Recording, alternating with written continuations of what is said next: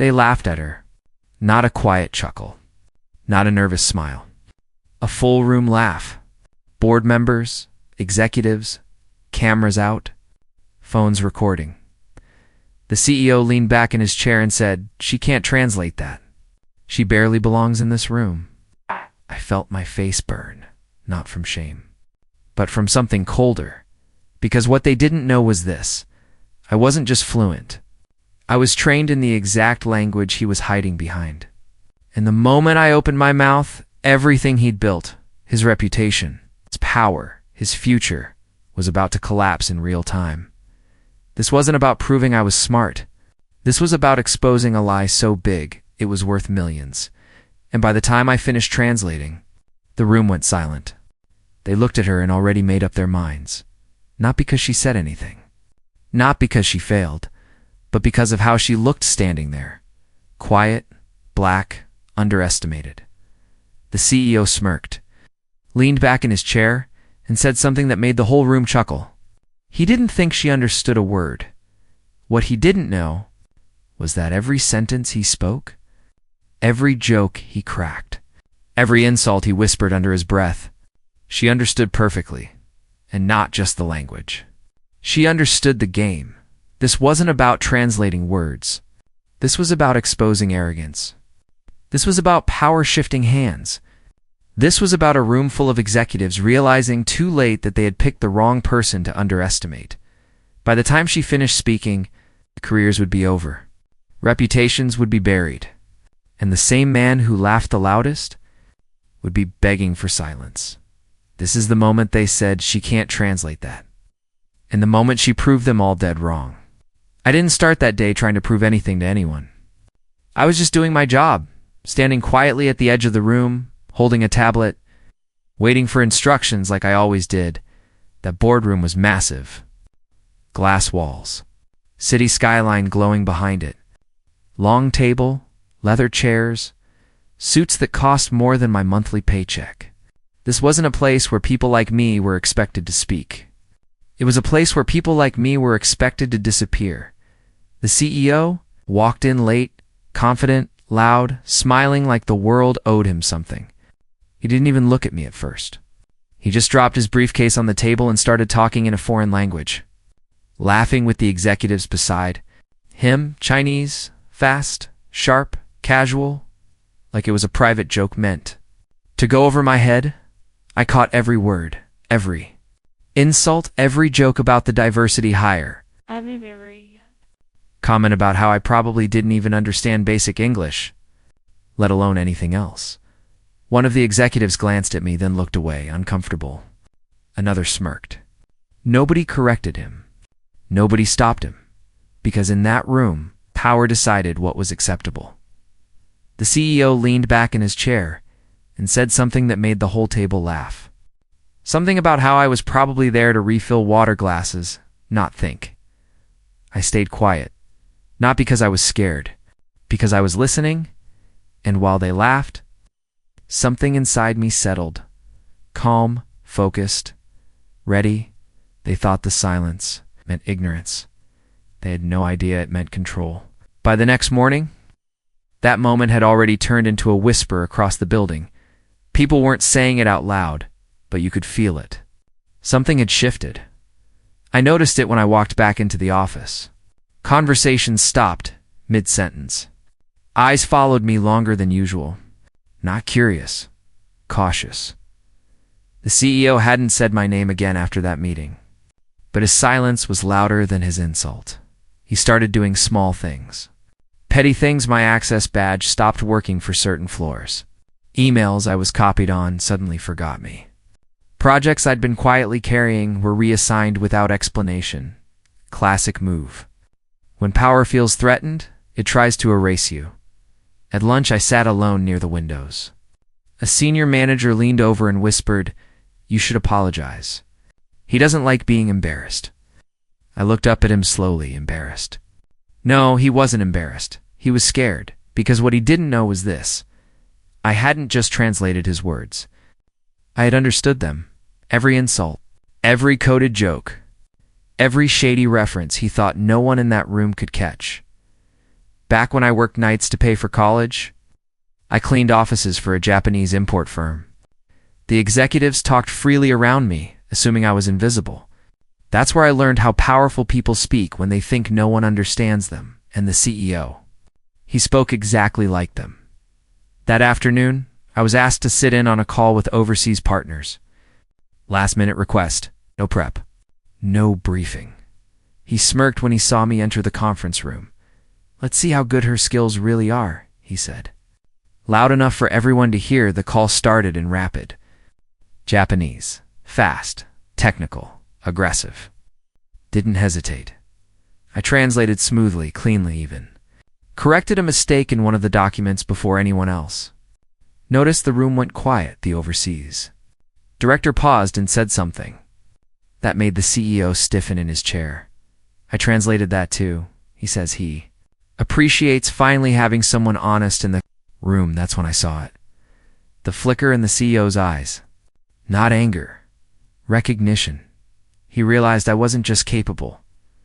I was dangerous. And he still had no idea how much I already knew. By the time she finished translating the third paragraph, the room didn't sound the same anymore. At first, people thought it was a coincidence. Maybe she memorized something. Maybe she guessed. That's what the CEO was telling himself. But then the document changed. The Japanese executive flipped to a page that wasn't on the agenda. Something handwritten. Something informal. And he said, almost casually, "Translate this part." This time, there was no microphone adjustment. No pause. She didn't just translate it. She corrected it. She explained the cultural context. She clarified the implied meaning. She even pointed out where the phrasing could offend a native speaker. That's when heads started turning. One of the board members leaned forward. Another stopped typing. Someone in the back whispered, "How does she know that?" The CEO's smile tightened, because this wasn't surface-level language anymore. This was insider fluency. The kind you only get by living it. The Japanese executive raised an eyebrow. Then he smiled, not amused, but impressed. He asked her a question directly. Not in English. Not slowly. Full-speed Japanese. She answered the same. Way fluent, confident, sharp. The room shifted. Now it wasn't about proving she could translate. It was about realizing they had completely misjudged who she was. The CEO cleared his throat and laughed again, trying to regain control. But this laugh was different. Forced thin. Because for the first time, he wasn't in charge of the room anymore, and she knew it. That's when the room started to shift. You could feel it before you could explain it. The laughter slowed. The whispers died. Phones that were raised for jokes were now frozen midair. Because the CEO wasn't smiling anymore.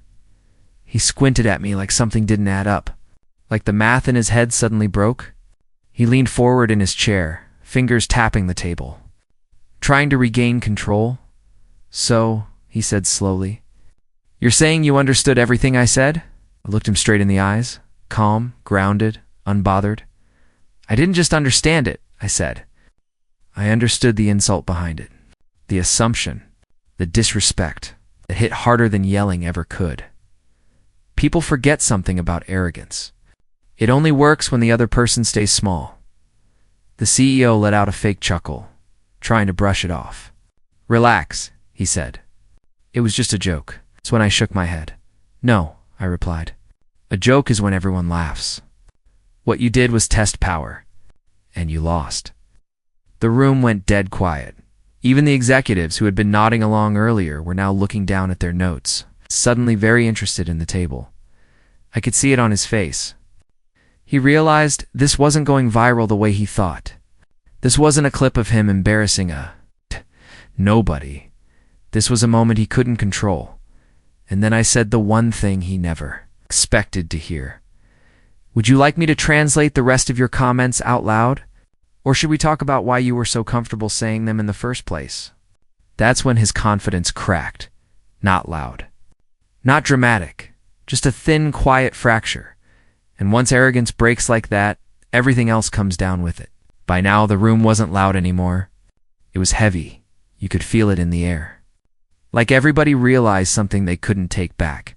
The CEO tried to laugh it off again, but this time it came out wrong. Short, forced, nervous. He straightened his jacket and said, "Okay, okay. Cute trick. You memorized a few lines. Congratulations." But his eyes were darting around the room. Because he knew this wasn't memorization, the Japanese investors at the table leaned toward the girl. One of them asked her a question. Fast, sharp, professional Japanese. Not slow, not polite. "Business speed," she answered instantly. "Perfect tone. Perfect grammar. Perfect cultural nuance." That's when one of the investors smiled and said something that froze the room. "She didn't just translate. She corrected you earlier." The CEO snapped his head toward him. "What?" The investor repeated it, slower this time. "She corrected your Japanese. You misused an honorific when you spoke about our chairman." That was the moment the power shifted. Because in Japanese business culture, that mistake wasn't small. It was disrespect. The CEO's face drained of color. He opened his mouth, then closed it again. The girl finally spoke up calmly, confidently, not loud at all. "I didn't want to embarrass you," she said. "That's why I fixed it quietly." The room went dead silent. She wasn't defending herself anymore. She was protecting him, and that made it worse. One of the investors asked her, "Where did you learn Japanese like this?" She looked straight at the CEO before answering. "My mother," she said. "She worked as a translator for Japanese firms for 20 years. I grew up listening." That's when realization hit everyone at once. This wasn't some random girl he laughed at. This was someone who belonged in rooms he could barely survive in. The CEO shifted in his chair. Sweat dotted his forehead, because now the people who mattered were looking at her, not him, in this meeting. It was no longer under his control. By now, the room wasn't loud anymore. It was quiet in that dangerous way. The kind of silence where everyone knows something bad is about to surface. The CEO tried to regain control. He cleared his throat, straightened his jacket, and forced a laugh that didn't fool a single soul. He said this was all a misunderstanding, that people were overreacting, that language skills didn't make someone important. But then she did something that changed the temperature of the entire room. She didn't speak louder. She didn't insult him back. She reached into her bag and pulled out a thin folder. Inside were printed emails, meeting transcripts, contract notes, all written in that same language. She explained calmly that translating wasn't her job. Investigating was. She had been hired months ago by one of the company's international partners, a partner who suspected fraud, a partner who needed someone invisible, someone the CEO would never see as a threat, someone like a waitress. She translated more than words. She translated intent. She translated lies. And every single document pointed to the same thing: kickbacks, fake invoices, shell companies overseas. The CEO's face drained of color. People in the room started whispering again. But this time it wasn't laughter. It was shock. The same man who mocked her minutes earlier was now staring at proof he didn't even know existed. And she wasn't done. She looked directly at him and said, calmly, "These aren't accusations. These are translations." That's when his confidence finally cracked. By now, the room felt different. You know that moment when the air gets heavy? Like everybody knows something big is about to happen, but nobody wants to say it out loud? Yeah, that moment, the CEO wasn't laughing anymore. He was quiet. Too quiet. He leaned back in his chair, arms crossed, jaw tight. The same man who 5 minutes ago was cracking jokes now looked like someone just unplugged his confidence. He tried to recover. "Okay," he said, forcing a chuckle. "Impressive. But let's not get carried away. Translation is one thing. Understanding context is another." Classic move. When arrogance gets cornered, it pretends to be intellectual. Then he did something slick. He pulled up another document. This one wasn't language heavy. It was financial charts, contracts, numbers stacked on numbers. He looked straight at her. "Explain this," he said, in Japanese, word for word, "and tell us what it really means." That's when I realized something. He wasn't testing her anymore. He was afraid because that document wasn't public. It was an internal report. A messy one. I saw the legal team shift in their seats. One guy actually whispered, "This isn't supposed to be on screen." Too late. She stepped closer. Didn't hesitate. Didn't ask for clarification. Didn't blink. She translated it clean, smooth, confident. Then she stopped, and instead of continuing, she looked at the CEO and said calmly, "You want me to explain what it really means?" The room went silent. She turned back to the screen. "This section," she said, pointing, "describes a shell subsidiary used to reroute maintenance costs through overseas vendors." Rumor started. "This clause here," she continued, "relabels safety violations as optional upgrades to avoid reporting." Now, people were shifting. Hard. "In this part," she said, voice steady, details payments made under consulting fees that don't align with any actual services. CEO stood up. "That's enough," he snapped. Too late. Again, because everyone heard it. The board. Members weren't looking at her anymore. They were looking at him. Phones weren't recording jokes now. They were recording evidence. And the wildest part? She hadn't raised her voice once. No anger. No drama. Just facts. Clean. Sharp. Unstoppable. That's when I knew this wasn't about proving she could. Translate, this was about exposing a man who thought language was power and forgot that truth speaks every language. By now, the room wasn't loud anymore. It was heavy. People weren't whispering. They weren't laughing. They weren't recording either. Phones were slowly dropping back into pockets. The CEO finally realized something he hadn't planned for. This wasn't about a translation anymore. This was about exposure. I watched as one of the board members leaned forward and asked her calmly, "Can you translate the next section?" She didn't hesitate. She read the document line by line, clear, accurate, cold. It detailed offshore accounts, shell companies, payments routed through third parties, contracts designed to bury liability, and then she translated the part that changed everything. A clause that proved the CEO had knowingly signed off on illegal labor practices overseas. The silence that followed felt dangerous. The CEO stood up so fast his chair scraped loudly across the floor. He tried to interrupt her, talking over her, waving his hands like he could erase words mid-air. But it was too late, because the translator wasn't translating anymore. She was explaining. She pointed out inconsistencies. She explained intent. She connected the dots. Not emotionally. Professionally. That's when the company's legal counsel spoke up. Not to defend him. To distance themselves. They said one sentence that hit harder than anything else that day. "We need to pause this meeting immediately." The CEO looked around, expecting support. What he saw instead were people avoiding eye contact. People who had already decided. Power doesn't disappear loudly. It leaks out of the room. And in that moment, every ounce of his power was leaking straight onto the floor. That's when everything flipped.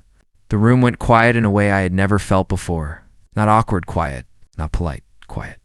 The kind of quiet where people realize they're standing on the wrong side of history. The CEO's phone started buzzing nonstop. He ignored it at first, trying to hold on to his authority. But the color drained from his face when he finally looked down. One message turned into 5. 5 turned into a flood. Legal. Board members. An international compliance team.